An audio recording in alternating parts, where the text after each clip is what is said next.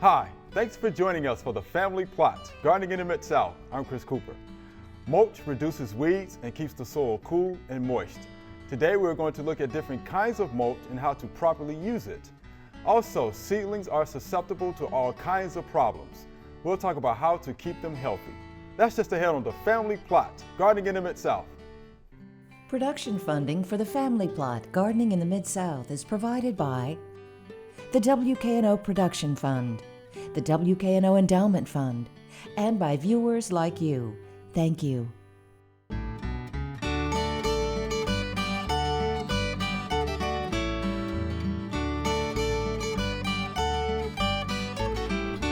Welcome to the Family Plot. I'm Chris Cooper.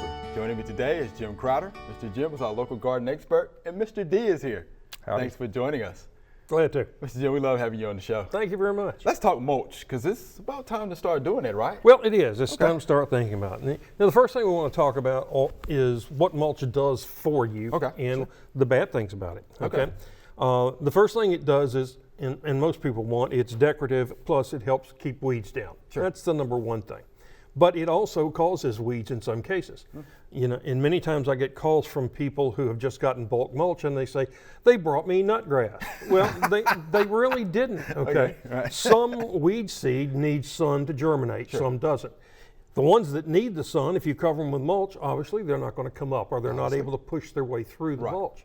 But things like nutgrass, they need to be covered.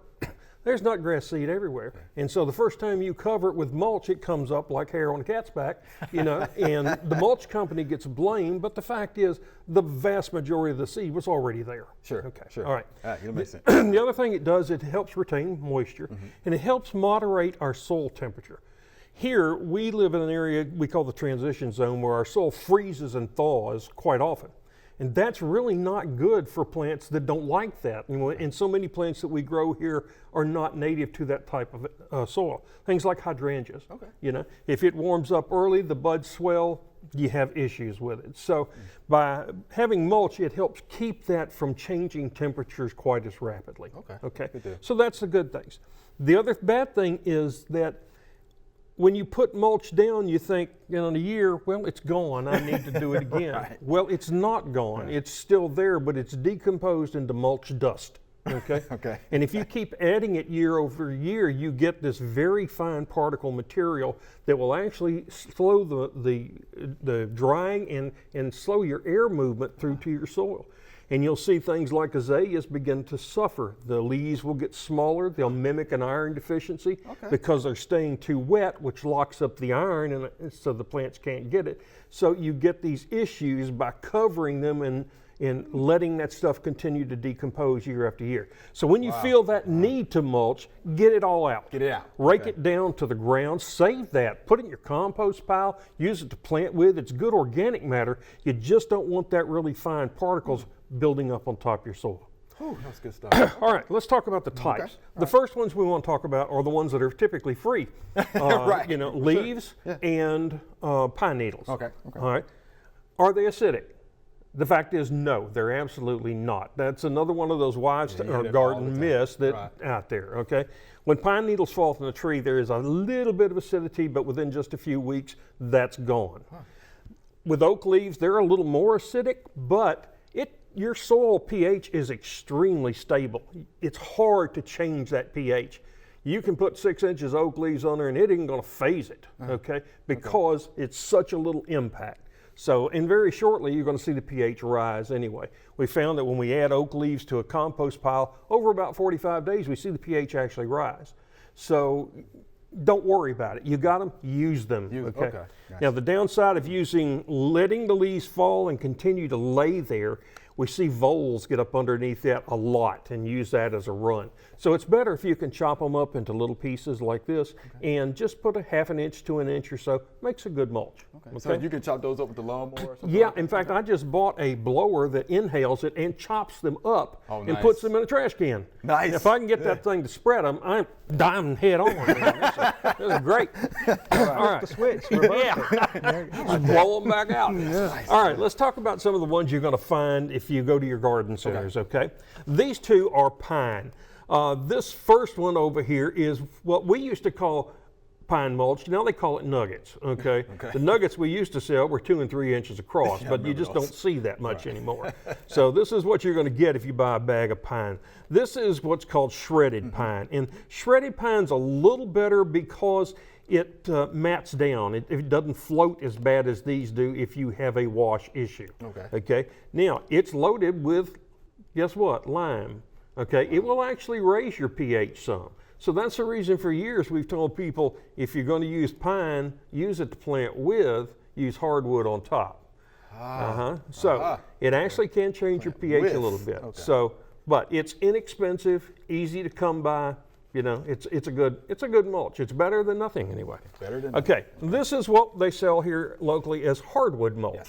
Okay, hardwood mulch is basically everything that landscapers have brought into the mulch yards and they have smashed up with a hammer and then put into a bag and sell it to you. Okay, there's no telling what kind of stuff is in here. There's wood as well as bark, so you've got cellulose in there, and then people think, well, I'll get termites in it. Yeah, I was going to ask you about that. The fact is we seldom see termites actually get into mulch. Where we see it is if they let mulch get up against either wood that's used as a border or siding on a house that stays wet, then we see the termites get into that because it's covered. But we actually don't see them get into this very often. Okay. So hardwood is a good one. This is what, you know, if you order from a bulk company, you're going to get one that's real stringy, a lot more like this. And that's because they've run it through a hammer mill 2 or 3 times.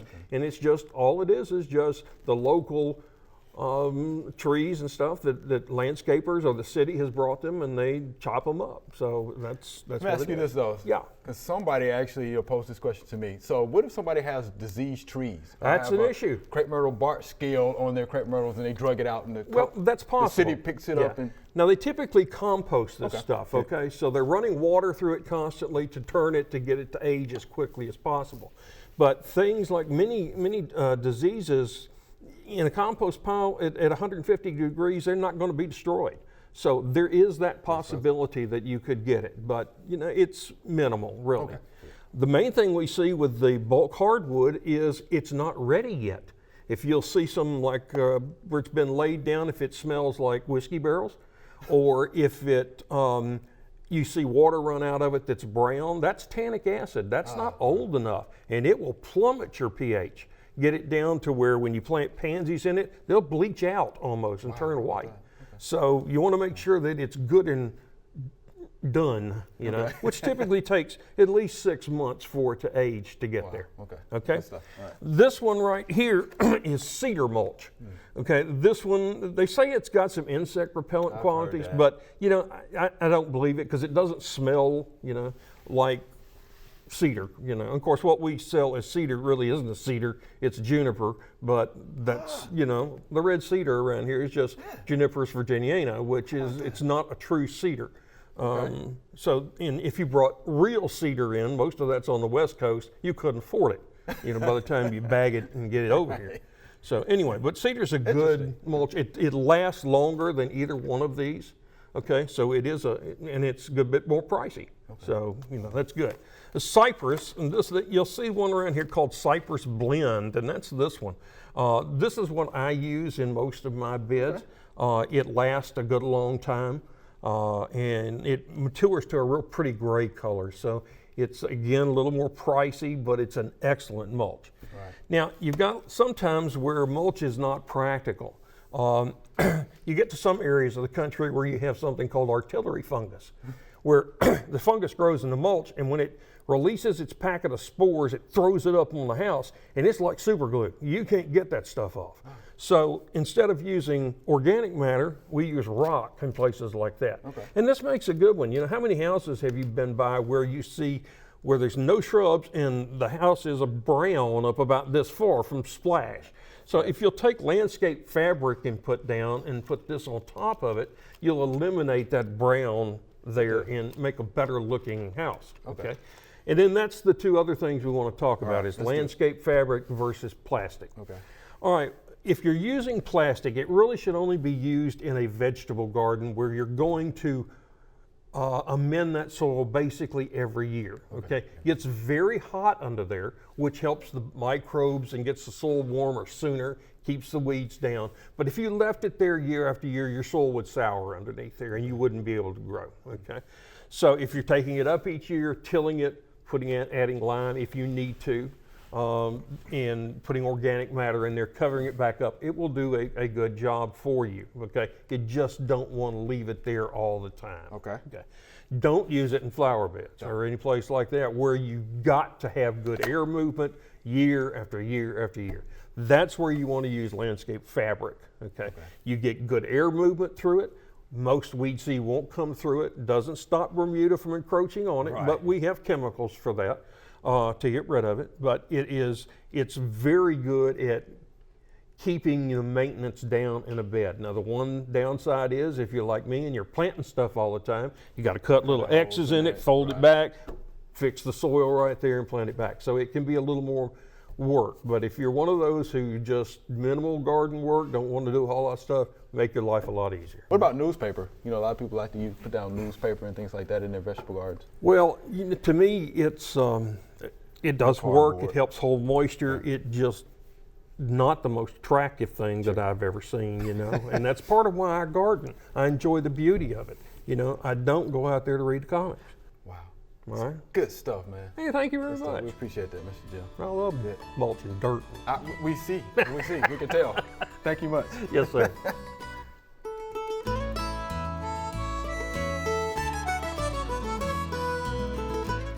It's easy to be attracted to beautiful flowering baskets for summer color. Mandevilla is a great choice for it. It's a long season of flower with low maintenance. Watering is the real challenge for being successful with these hanging baskets often because they can dry out very quickly. Use your finger if you can reach the basket to test if that soil is starting to dry out, then water it again and water thoroughly, let it drain out of the bottom. If it's too high and you can't reach it, try lifting it with a broomstick to tell when it's light, it's thirsty. When it's heavy, that it probably doesn't need any more water. Also, as the season changes and you have more foliage and it gets hotter, you might need to have more water to it. And in reverse, as the days become shorter and nights begin to cool as we get toward fall, you may need to reduce those watering needs. Also remember that if you're doing that much watering in this small container, a good little fertilizer boost midsummer would be a great thing to do. All right, Mr. D, problems for garden seedlings. Where do you want to start with that? Probably the number one problem that I see in with garden seedlings is folks starting too early, you know, and they try to plant, you know, we're chomping at the bits right now, you know, we're blowing and going, we're ready to go. And you prevent a lot of problems if you wait until the soil is warm enough to plant and like damping off, the seedling diseases and things like that. I used as a guide on this Tennessee Vegetable Garden, Natalie, one of our specialists, UT, I think put this together. She did. But she has a really good section in here on you know, getting started right, and that's the main thing. You know, soil testing. Yes. You know, don't guess soil test. Make sure your pH is right in your garden, and you know, trying to prepare in advance will prevent a lot of problems. You know, that's kind of what I'm saying here. Planting at the right depth is important. A general rule of thumb is twice the diameter of the seed. Some of the very small seeds, you really don't need to even cover them almost. You know, and I'm talking about turnip seed and things like that. If you're transplanting plants, make sure that they're healthy. Make sure that they're a good green color. Make sure they're not leggy. You know, and you can, you know, don't just buy them on sale. If it's a clearance sale on transplants, then you may have a problem. You know, you may be buying a problem. Another thing is if you're going to transplant, take plants outside. It's a good idea to harden them off a little bit. Gradually introduce them to the outside. If they've been in the greenhouse, and then you directly take them outside, and you know, it was 39 degrees last night. Yeah. You know, that's going to be kind of a shock to me and you, but it's also a shock to the plants. Choose good quality seed. Some folks like to save their seed. Some folks like to use seed left over from last year. Older seed has a lower germination rate. Not a problem with doing that, but you probably need to increase your seeding rate if you're using older seed. But seed is probably the least expensive thing that's going into your garden, and it'd probably be a good idea to start with good seed. Start with good seed. If you've some of the problems, if you plant seed and they do not emerge, it could be that the seed is old or was improperly stored, had very poor germination. It could be that I mentioned make sure your soil temperature is good, but also the moisture conditions need to be good. If the soil is too wet or too dry, that can create problems. You like to be able to pick up a dirt clod or ball it up and it crumbles and falls apart. If it sticks together, it's too wet, and if you pick it up and it's dust flies, you may be a little dry. But and then another thing is planting too deeply. If you plant too deep, sometimes it takes a lot longer for it to come up. Sometimes it won't come up. And then the damping off that I mentioned, and that is simply the seedling will come up and then the stem will look pinched and they'll fall over or begin to die. That could be Phytophthora root rot. That could be Rhizoctonia. There's several fungus diseases that can cause that, and they're usually only there when the soil is too wet. Okay. And also when temperatures are a little too cool. Right. And that's a very common problem. If they're tall and straggly, that indicates that your light conditions, you don't have enough light. If they're trying to search for the sunlight, and the gardens need to be in full sun if you can. If leaves aren't on the trees right now and you've got full sun in an area, you need to remember what it's going to look like when that tree is leaved out. Right. And it's not a good idea to put them in an area where there's too much shade. I know sometimes that's a problem, but pretty much try to prevent problems, try to think ahead, go small rather than big. Remember what the temperature and what the situation's like in July and August when the weeds are growing, and plant, the size needs to be a size that you can manage. Think ahead, make sure your soil is in good shape, wait until it's the soil temperature is warm enough and the soil is dry enough, and use good quality seed, plant in full sun, and you ought to be okay. You'll be good to go. We're going to have to wait a long time for that soil to dry out with all this rain we've had here lately. True. That's for sure. Yeah, but sunshine and wind can dry things out pretty doggone quick, and and you hear so many people talk about planting at Good Friday. Well, you forget there's a 30-day swing in there that thing can fall. So, typically our last frost is around April 10th or so. And it's probably the 1st of May before the ground really warms up. Yes. You're talking about cotton farmers, they're not going to plant before then. 68 degrees. Yeah. That's the temperature that you're looking for. Soil temperature is 68 degrees. Yeah, that's critical in getting that soil temperature up. And that's still pretty cool if you're sitting down on the ground on the bank fishing. It's still 68 degrees. Still a little chilly. Appreciate that, Mr. D. Good stuff. All right.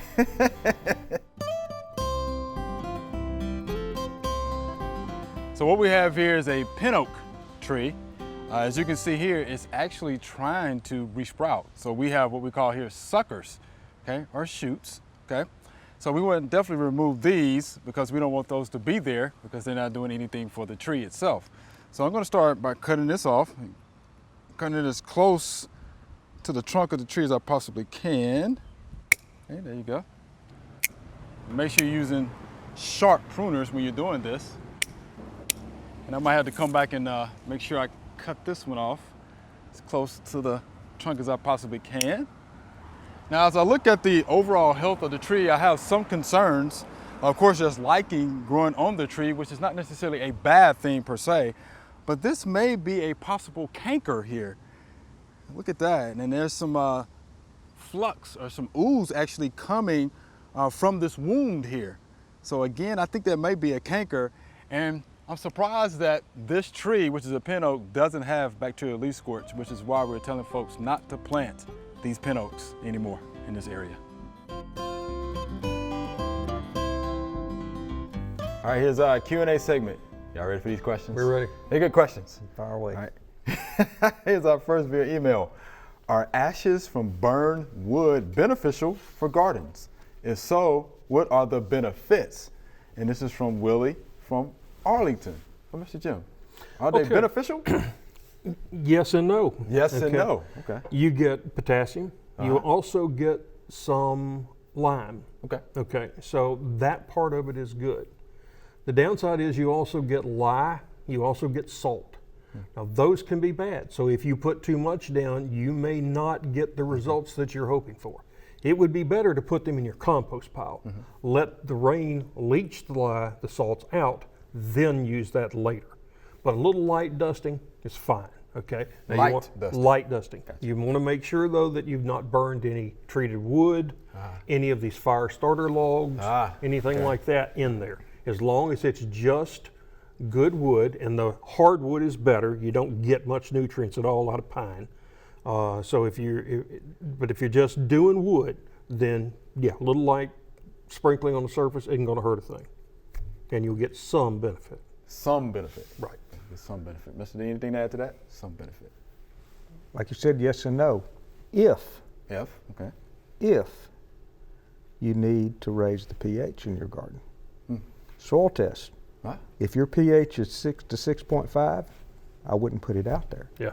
because it's definitely a liming material. And wood ashes will change the pH of your soil a lot faster than regular calcitic lime or dolomitic limestone will. So if you need liming material in your garden, then yes, you can put probably no more than 20 pounds per 1,000 square feet. But only if you need it. If you don't need the lime, go to the compost pile with it. Do it later. There you have it, Mr. Willie. Yes and no. Okay. So be careful with that application. All right, here's our next viewer email. Every time I place a toad abode in my garden, the only resident I've seen inside it is a big, fat black widow spider. Is there anything I can do to keep the black widows away and the toads nearby? This is from Mary Hart's Medicine via YouTube. The first thing to do is add a water feature to your garden. And that's even just, say, the top of a bird bath, sunk into the ground, keep it full of water, so the toads will lay their eggs in there. That way you'll increase the number of toads fairly rapidly, and you're much more likely to get one to get in there. Okay. All right, and they will eat black widows, okay, but it's not their choice. The best thing to do for the black widow is get one of these little condiment like mustard and ketchup squirt things. Put a little diatomaceous earth in there, and about once a month, just squirt some up in there. How about that? It won't hurt the toad at all. But that dry diatomaceous earth in there, as soon as that spider comes in contact with it, he's going to dry up because it just sucks the moisture right out of it. Okay, how about that? So it's very safe to use for around your pets and children. Okay. It'll get rid of the spiders, but main thing is though creating an environment for the toads to reproduce and making sure there's enough food for them to eat. Okay, so you don't want to put things down like slug killers and insecticides because if you don't have anything for them to eat, they're not going to stay there. Right. That's exactly what I was going to say. I was going to say don't use insecticides because you're taking away the diet. All right, we hope that answers your question. All right, here's our next viewer email. What type of shrub is this? And this is from Kern in Atoka. All right, so this is what I did. I know my good friend, Miss Joellen, lives out that way. So I called her on her way home, and she actually stopped by to verify what I thought may have been there. Because the picture's not that clear. It's not that clear. In fact, I would have been wrong had I guessed. Right, because I thought nandinas, and she told me they were nandinas. Right. Well, I thought photinias. Yeah, right. right. So they are nandinas, and she also did say there was a blue shore juniper, in the mix too, and there was a holly there. So yeah, Buford holly. So there you have it, Karen. Yeah, we got that verification for. Nandinas are great plants because there's such a wide variety now of ones that only get this tall, and some of these produce berries now that are only that tall, and then you've got ones that only get knee high. The important thing about an nandina really make it pretty is though to prune it you know. Can you talk a little bit periodically. about that though? Because we get that question. Yeah, So, yeah. how do you prune them? They, though? they grow like canes, straight Okay. up like this, you know. So each year, go in and take out a third or so of the oldest canes. Oldest Canes, the right. biggest ones. And then you'll get 2 to 3 to sprout off of that will fill back up through it. And just keep doing that process. Okay. And so you'll have some this high every year, this high every Gotcha. year. And that's the best way to make them full. Otherwise, they tend to canopy out on the top and shade themselves and get naked up underneath there. Okay. Okay. Yeah, those are some pretty tall. Those are. Andenas, Those you know, are. out there. Yeah, those are, and they're nice and thick. Yeah, real nice and thick. So, Kern, thank you. Mr. Joellen, thank you too. Appreciate that. All right, Mr. D, Mr. Jim, that was good stuff. Good. All right. Thank y'all much for being here. Glad to do All it. right. Most welcome. Remember, we love to hear from you. Send us an email or letter. The email address is familyplot@wkno.org, and the mailing address is Family Plot, 7151 Cherry Farms Road, Cordova, Tennessee 38016. Or you can go online to familyplotgarden.com. That's all we have time for today. Need garden help? Head on over to familyplotgarden.com. We have lots of instructional videos and advice to help you get your garden growing. While you're there, send us any questions you have. Be sure to join us next week for the Family Plot, Gardening in the Mid-South. Be safe.